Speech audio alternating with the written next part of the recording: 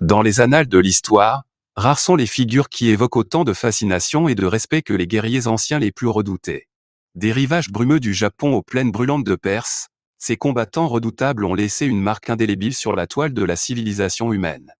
Ils n'étaient pas simplement des soldats, mais des symboles de puissance, d'honneur et de talent martial, façonnant le destin des nations et inspirant l'admiration à leurs ennemis.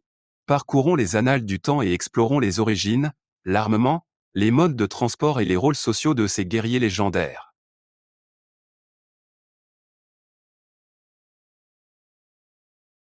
Garde du pharaon égyptien, Égypte ancienne, du 3e millénaire avenu. Jésus-Christ au 1er siècle de notre ère, au milieu des sables de l'ancienne Égypte, la garde du pharaon se tenait comme les protecteurs d'élite du souverain divin du Nil. Revêtus d'armures étincelantes et armés d'armes comme l'épée Kopèche et l'arc égyptien emblématique, ils défendaient le royaume contre les menaces extérieures et les troubles internes. Qu'ils servent en tant que garde du corps du pharaon ou qu'ils dirigent des expéditions militaires dans des contrées étrangères, ils étaient vénérés en tant que symbole de l'autorité royale et du talent martial, incarnant la puissance et la majesté de l'ancienne Égypte. Hoplite grec, Grèce antique, du 7e au 4e siècle avenu. Jésus-Christ, au milieu du terrain accidenté de la Grèce antique, les hoplites sont apparus comme les soldats citoyens des cités-États telles qu'Athènes et Sparte. Vêtus d'armures de bronze et armés de lances, de boucliers et d'épées courtes, ils formaient des formations en phalanges, présentant un mur de bronze impénétrable à leurs ennemis. Qu'ils marchent à la guerre ou participent aux compétitions athlétiques des Jeux olympiques, ils incarnaient les valeurs de démocratie, de liberté et de devoir civique qui définissaient la société grecque antique. Immortel perse, du 6e au 4e siècle avenu. Jésus-Christ, des vastes plaines de l'ancienne Perse venaient les immortels, les soldats d'élite de l'Empire achéménide. Revêtus d'armures dorées et armés d'armes comme la lance et l'arc, ils formaient le noyau de l'armée perse, servant en tant que garde du corps personnel du grand roi. Qu'ils marchent au combat contre les cités-États grecs ou qu'ils répriment des rébellions aux confins de l'Empire, ils étaient renommés pour leur loyauté inébranlable, leur discipline et leur habileté martiale, incarnant la puissance et la majesté de l'Empire perse. Spartiate, Grèce antique, du 5e au 4e siècle avenu. Jésus-Christ, niché au milieu des collines rocheuses de l'ancienne Sparte, les Spartiates étaient l'incarnation de l'excellence martiale et de la discipline. Entraînés dès leur plus jeune âge dans l'art de la guerre, ils renonçaient au luxe et au confort au profit d'un entraînement physique rigoureux, d'une obéissance inébranlable à l'autorité et d'une loyauté incontestée envers l'État. Armés d'armures de bronze, de lances et de boucliers, ils formaient l'épine dorsale de la phalange spartiate, une machine de guerre implacable qui écrasait tous ceux qui osaient s'opposer à eux. Qu'ils défendent leur patrie contre les envahisseurs ou qu'ils fassent la guerre contre les cités-États rivales, ils incarnaient l'éthos spartiate du devoir, de l'honneur et du sacrifice. Légionnaires romains, Empire romain, du 3e siècle avenu. Jésus-Christ au 5e siècle de notre ère, au cœur de l'ancien Empire romain, les légionnaires se tenaient comme l'épine dorsale disciplinée de l'une des forces militaires les plus redoutables de l'histoire.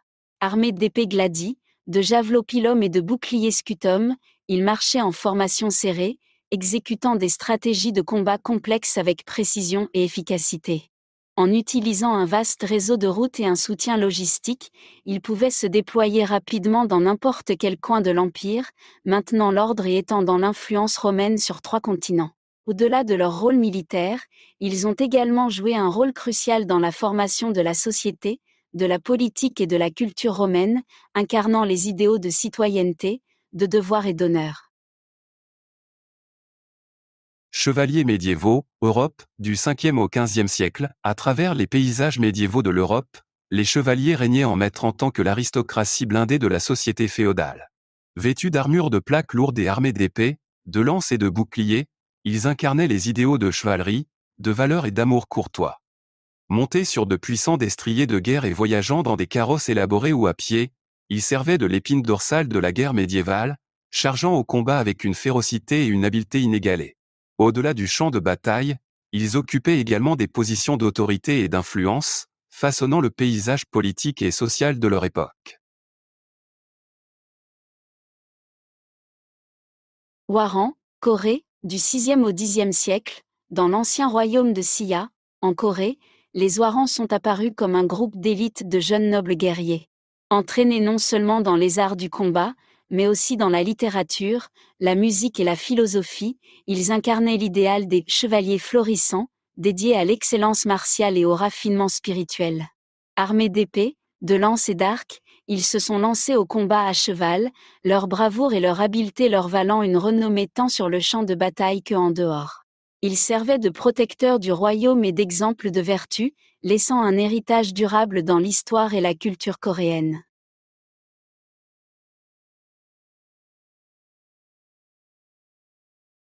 Vikings, Scandinavie, du 8e au 11e siècle de notre ère, des fjords glacés de Scandinavie sont partis les Vikings, célèbres en tant que pillards intrépides et explorateurs qui semaient la terreur dans le cœur des communautés côtières à travers l'Europe.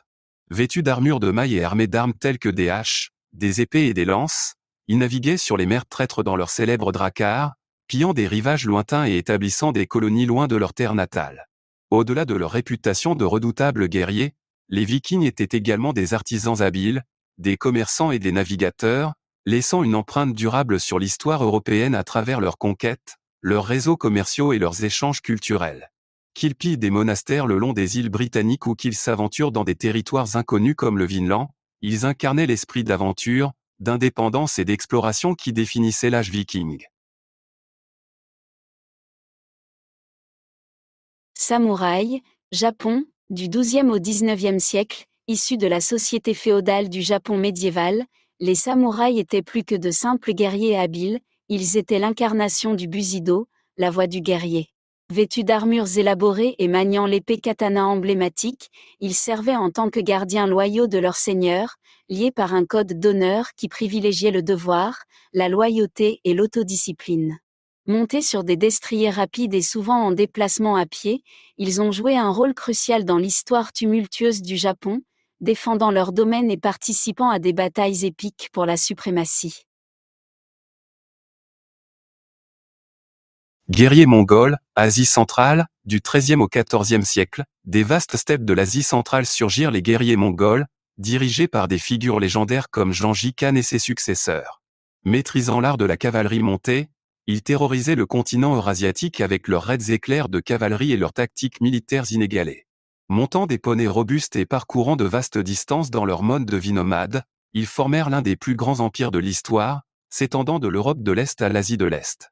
Malgré leur réputation redoutable de conquérants, ils ont également promu le commerce, les échanges culturels et la tolérance religieuse, laissant un héritage complexe qui résonne encore aujourd'hui.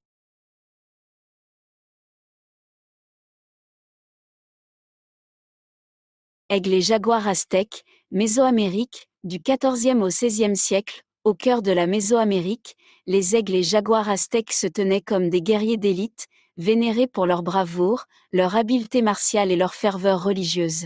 Revêtus de costumes de plumes élaborées et maniant des massues macuahuitl incrustées de lames d'obsidienne, ils combattaient avec une férocité qui inspirait la peur dans le cœur de leurs ennemis.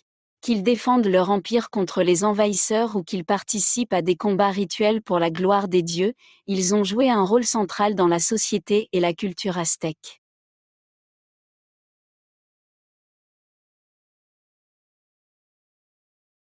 Guerriers sikhs, Pendchab, Inde, du XVe au XIXe siècle, au milieu des rues animées du Pendchab, les guerriers sikhs se sont affirmés comme de féroces défenseurs de leur foi et des champions de la justice.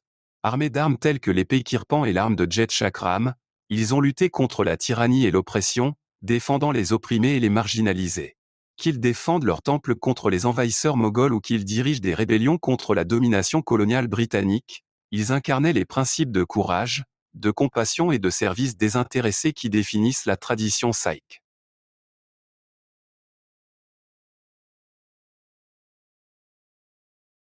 Guerriers zoulous, Afrique australe, XIXe siècle, des plaines ensoleillées de l'Afrique australe surgirent les guerriers zoulous, renommés pour leur tactique disciplinée, leur habileté à lancer la lance et leur redoutable talent martial.